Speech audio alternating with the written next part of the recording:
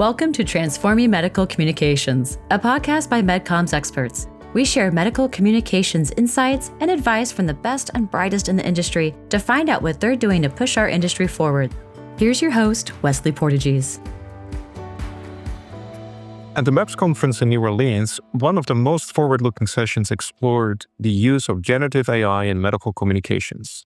So joining us today is Subir Roy from Takeda, and he contributed on a discussion on generative AI for end-to-end content automation in medical communications.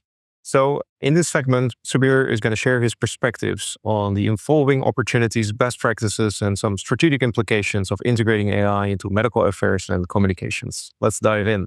Welcome, Subir. Thank you. Thank you, Wesley. How are you? Very good.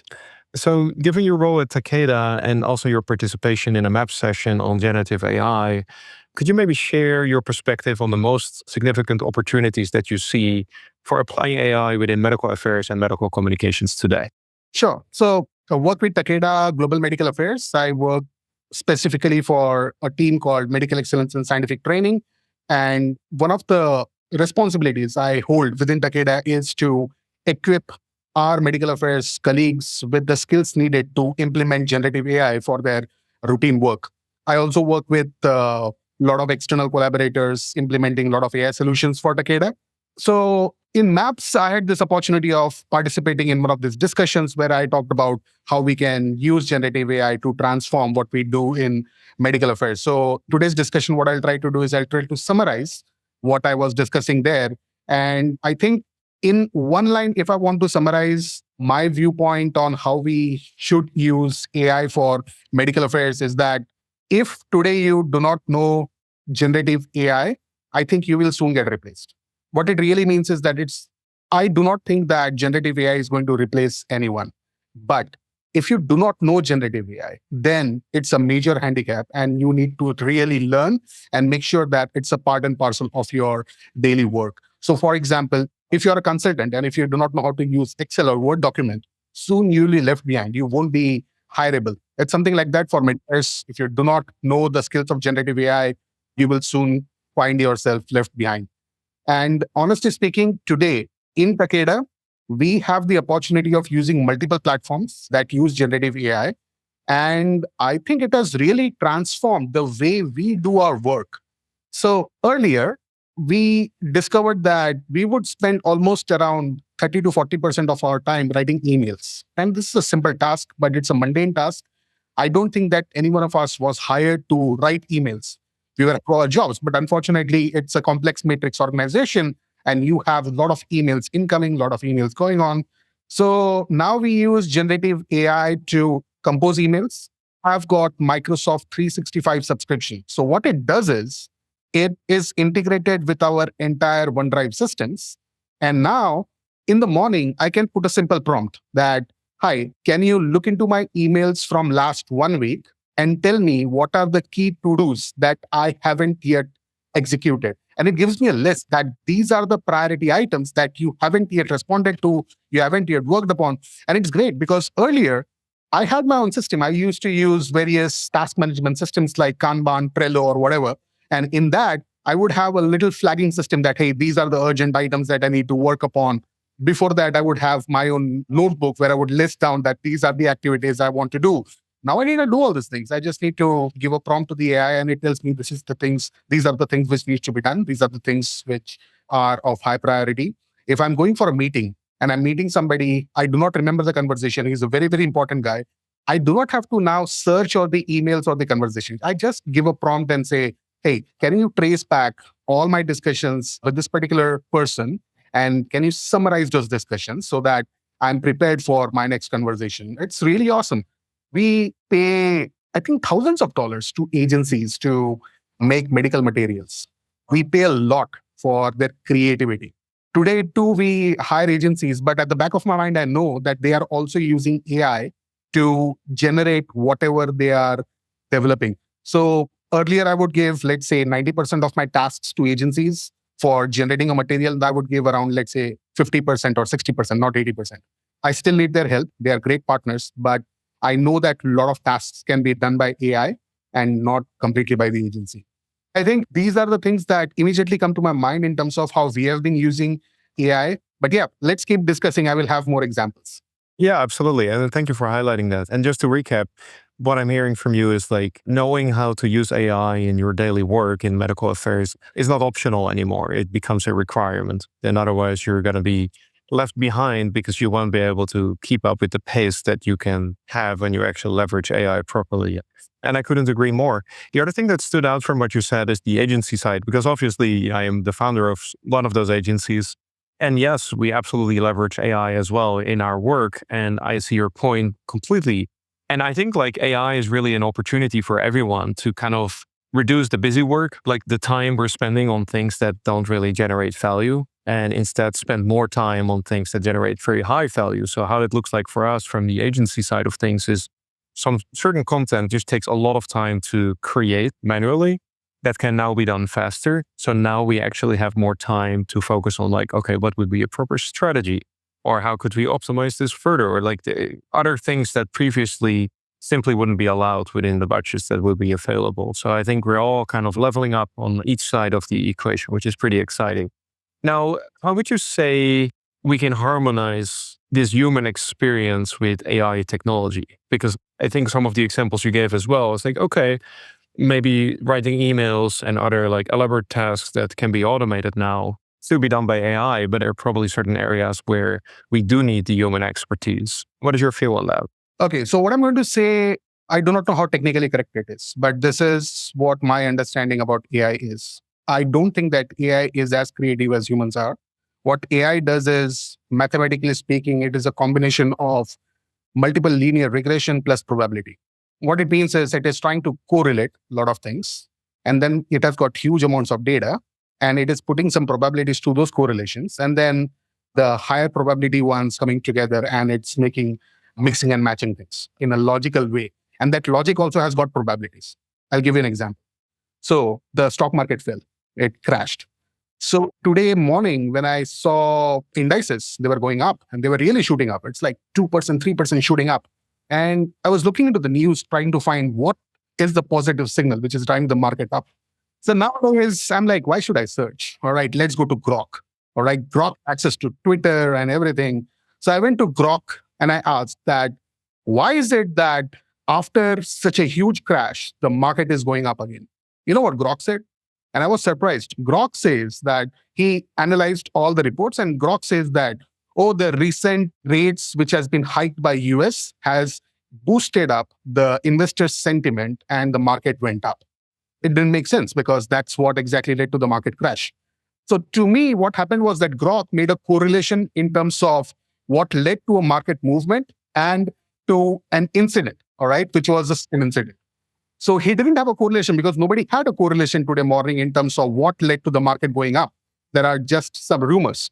Now, this kind of hallucination is something which is common even when we are using generative AI in our routine work. So that's what I meant when I started by saying that AI cannot replace human expertise, whatever happens. Yes, do not use AI. You will be left behind, but AI cannot replace you if you know how to use AI.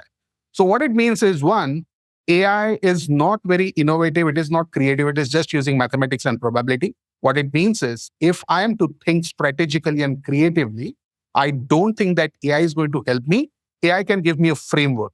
AI can give me ideas, all right? But based on that ideas, I'm the one who is going to decide the strategy for whatever molecule I am responsible for in terms of medical affairs. And I should not use AI as the primary decision maker over there. That's one. The other part where I feel AI won't help is where you are asking question to which answer really doesn't exist. You are supposed to think based on something which doesn't exist, and AI does really bad in such kind of scenarios. It hallucinates. It will basically give you wrong answers. It will lie to you and you won't even know about it. And that's where the trouble is. You have to make sure that whenever any content is generated by AI, you also have to keep in your mind that some of the part of those content might be a lie, might be a hallucination, and you need to be an expert to figure out where those lies are, where those hallucinations are. So today, the world is moving towards human expertise. You cannot be a generic guy. You cannot be someone who just knows something. No, you have to be an expert in whatever you know. That run-of-the-mill kind of knowledge will be taken over by AI.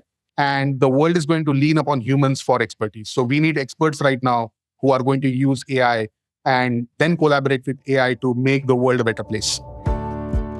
Hey, we need your help. The best way to help us grow and reach more medical affairs professionals is to share with your community. If you love our podcast, please hit subscribe, leave us a review, and that way we can keep sharing insights from the best and brightest in the medical communications industry. Let's push our industry forward together. So in other ways, AI is a tool we use versus a replacement of us. And the better you drive the tool, the better the outcome is. But also the other way around, you could create, like, for instance, really poor content by giving poor input to it. Absolutely. Yeah, good point. So in your presentation, you brought on the concept of responsive content generated by AI using data and insights, which potentially could lead to more like dynamic and personalized content for medical communications. Could you elaborate on that a little bit more? So we all have CRMs, and this CRM collects immense amount of data in terms of who we are, because we are putting our insights into those CRMs. And I'm giving you a base example of, let's say we want to develop a training program which is very specific to an individual who is using that particular training program. Up till now, what we would do is that we would classify learners as, oh, he's a visual learner, oh, he's a audio learner, or he is somebody who can sit and read, or there is a traveling learner that he is generally listening and understanding things when he's traveling. Otherwise, he doesn't study at all. So he's not a very sincere kind of guy, but still he wants to learn. So, all right, let's make some podcasts for him, or let's make some audiobooks for him. For somebody else, let's make some videos. And somebody who is a serious learner, let's give him presentations or PDFs, and he can read and he can write or whatever. Unfortunately, the world is not that linear, and persons are also not linear. What it means is there can be days when I do not want to read, I want to listen to, and there can be days when I really want to sit and study. My moods change, my behaviors change, my affections change. So the current learning systems are not equipped to identify these small nuances that are associated with every individual. Also, when somebody joins any pharmaceutical organization in medical affairs per se, that person might be an expert in that particular subject, or he might be absolute beginner in that particular subject. So we create libraries where you have got beginner curriculum or you have got experts curriculum. But then there are certain people who are like, they are also beginners as well as experts. They know few parts to the core of it. And there are certain parts of the curriculum they have got no idea what is in there. So how do you cater to this group of people who have got mixed understanding of the therapeutic area you are talking about? Here comes AI, where let's imagine a system where I'm the learner. I sit in front of the system and the system gives me a prompt. What do you want to learn today? And I say, hey, I want to learn about this molecule called von Willebrand factor. Is there an objective? Are you going to meet a doctor? Is there a specific topic you're going to discuss with that particular doctor? And I'm like, yeah, 2 weeks down the line, I'm going to meet this doctor. He is an expert hematologist, and I'm going to talk about these particular papers. Unfortunately, I come from oncology background, and I'd have little understanding of what von Willebrand factor is, whatever. I give my profile. Based on this, AI goes into your internal systems, searches only those modules which are very specific to this particular person. Remember, he comes from oncology, which means that he doesn't need to understand what blood is or the physiology of circulatory system is, all right? So that understanding is already there. So it picks up only few modules which are absolutely related to the content which he's going to discuss with the doctor.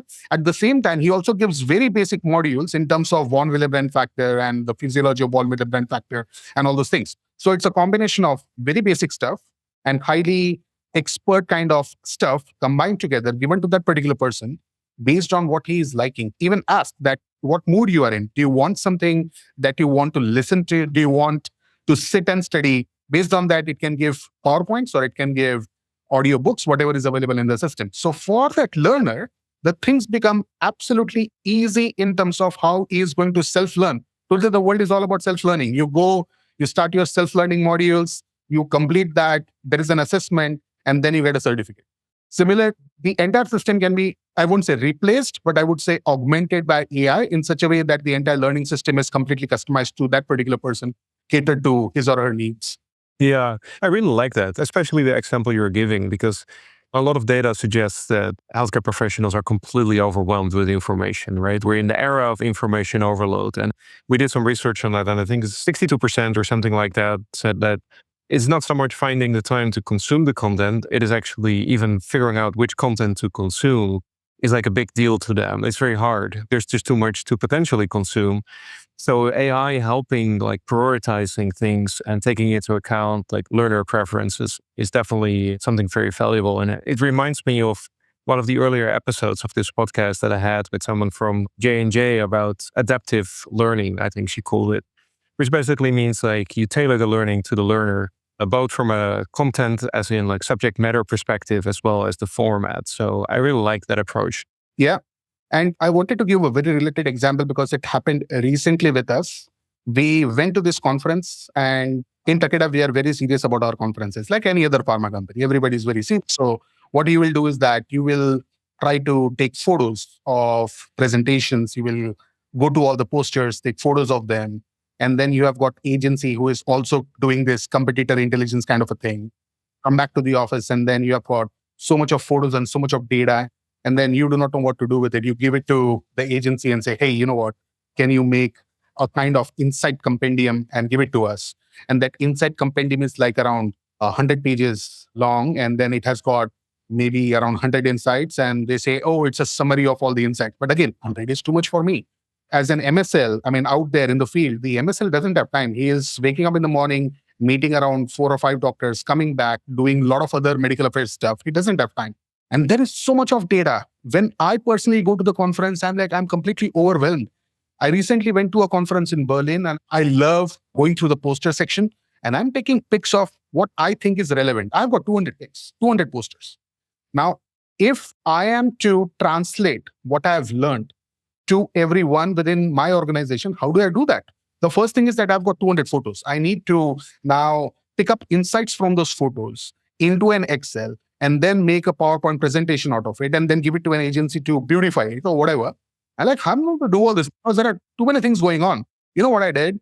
I put the entire system into my Mac.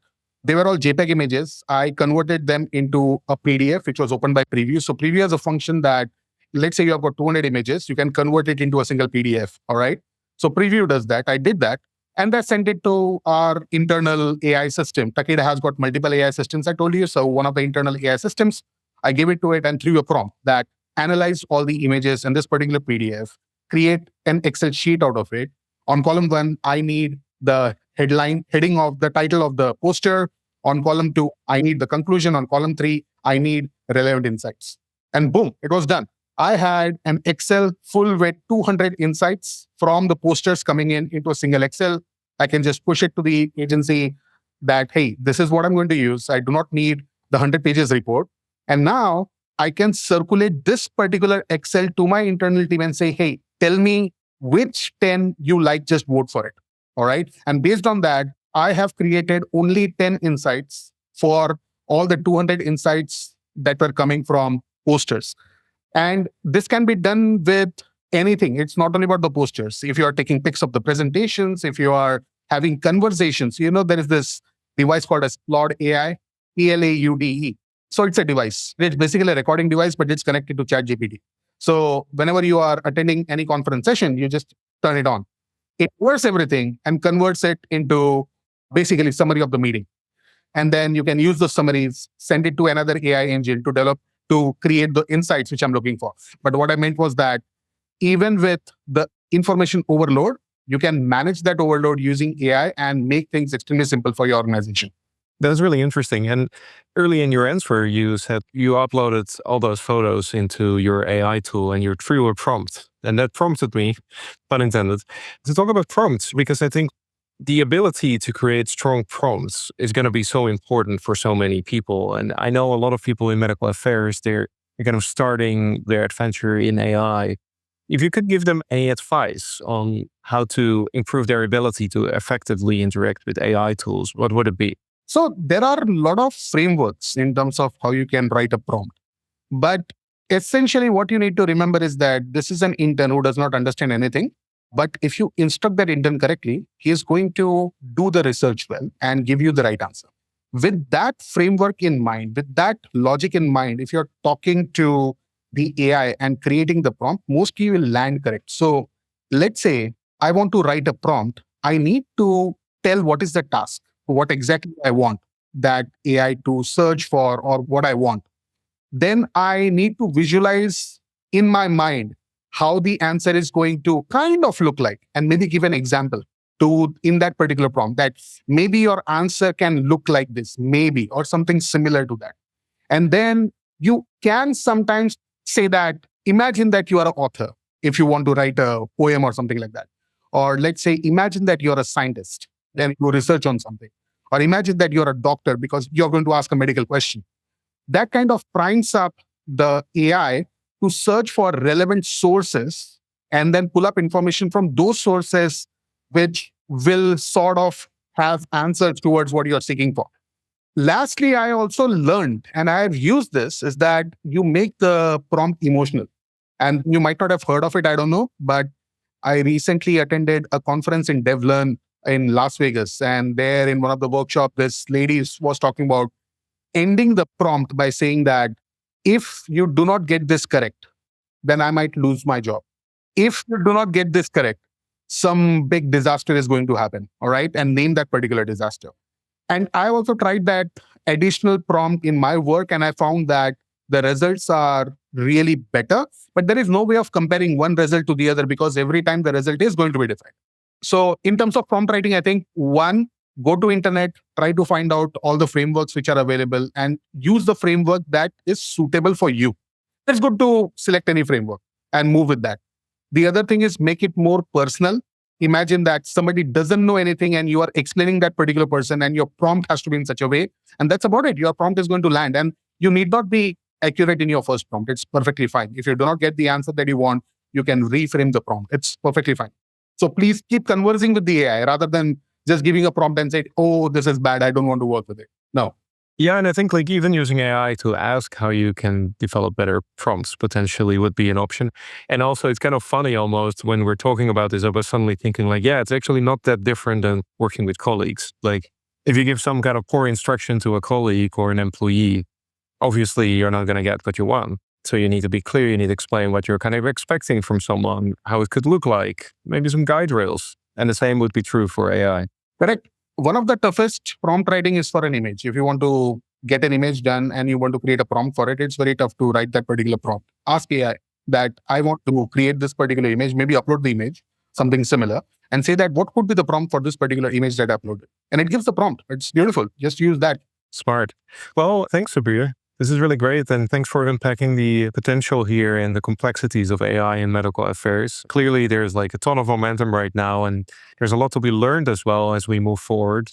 So yeah, for everyone else here, stay tuned as we hear more from voices shaping the future of medical communications. Thanks again, Subir. Thanks, Wesley, for this conversation. Transforming Medical Communications is brought to you by MedComms experts. To find out more about MedComms experts and how we create some of the most cutting-edge medical communications programs anywhere in the world, visit www.medcoms-experts.com. And then make sure to search for Transforming Medical Communications in Apple Podcasts, Spotify, and Google Podcasts, or anywhere else podcasts are found. Make sure to click subscribe so you don't miss any future episodes. On behalf of the team here at MedComms Experts, thanks for listening.